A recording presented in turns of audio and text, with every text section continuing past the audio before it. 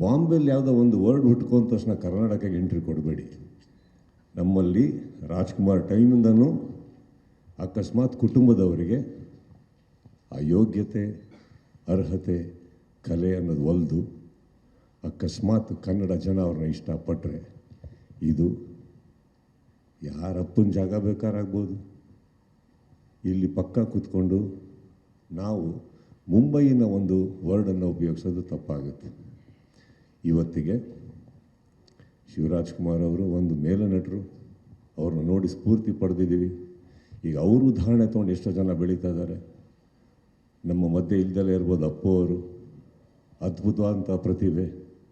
Nepotism ಅಂತ ಅವ್ರಿಗೆ ಬರ್ಕೊಡ್ದು ಅವರಿಂದ ಒಂದು ಎಷ್ಟೋ ಜನ ಫ್ಯಾನ್ಸ್ ಆಗಿ ಅವರಿಂದ ಸ್ಫೂರ್ತಿಯಾಗಿ ಎಷ್ಟೋ ಕಲಾವಿದರು ಬೆಳೀತಾ ಇದ್ದಾರೆ. ನನ್ನ ಮನೆಯಲ್ಲಿ ಆ ಥರ ಒಂದು ರಾಜ್ಕುಮಾರ್ ಅವರಂತ ನನಗೆ ನನ್ನ ತಂದೆಯಾಗಿ ಒಬ್ಬರು ಆಸ್ತಿ ಇಲ್ದಲೇ ಇರ್ಬೋದು. ನನ್ನ ಒಂದು ಆಸ್ತಿ ನನ್ನ ತಂದೆ ಇದ್ದಾರೆ, ಇವನಿಗೆ ಒಂದು ಮಾಮ ಇದ್ದಾನೆ. ಬಟ್ ನನ್ನ ಮನೆಯಲ್ಲಿ ಇವ್ರನ್ನ ಹೊರತುಪಡಿಸಿ ಇನ್ನೂ ನನ್ನ ಅಕ್ಕಂದ್ರಿಗೆ ತುಂಬ ಜನ ಮಕ್ಕಳಿದ್ದಾರೆ.